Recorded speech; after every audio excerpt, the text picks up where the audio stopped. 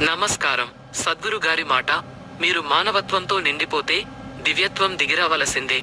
అర్థం: మన అహం, కోపం, ఈర్ష్య వంటి మానవ భావోద్వేగాలకు లొంగితే మనలో దాగి ఉన్న దివ్యత్వాన్ని గుర్తించలేము. మనలో ఉన్న అపారమైన శక్తి, ప్రేమ, జ్ఞానాన్ని గుర్తించి పూర్తిగా వాడుకోవాలి.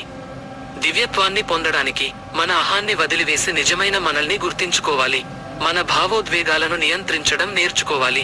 మన కోరికలను అదుపులో ఉంచాలి. మనలో దాగి ఉన్న అంతర్గత శక్తి, ప్రేమ, జ్ఞానాన్ని గుర్తించాలి. ఉదాహరణ: ఒక గులాబీ పువ్వు యొక్క సువాస మట్టిలోనే ఉంటుంది, కానీ అది వికసించడానికి పైకి ఎదగాలి. అదేవిధంగా మనలో దాగి ఉన్న దివ్యత్వాన్ని వెలికి తీయడానికి మనం మన అహాన్ని దాటి ముందుకు సాగాలి. సారాంశం: మన అహాన్ని అధిగమించి దివ్యత్వాన్ని చేరుకోవడానికి నిరంతరం ప్రయత్నించాలి. ఈ ప్రయాణంలో మన భావోద్వేగాలు, కోరికలను అదుపులో ఉంచుకోవడం చాలా ముఖ్యం. ధన్యవాదాలు.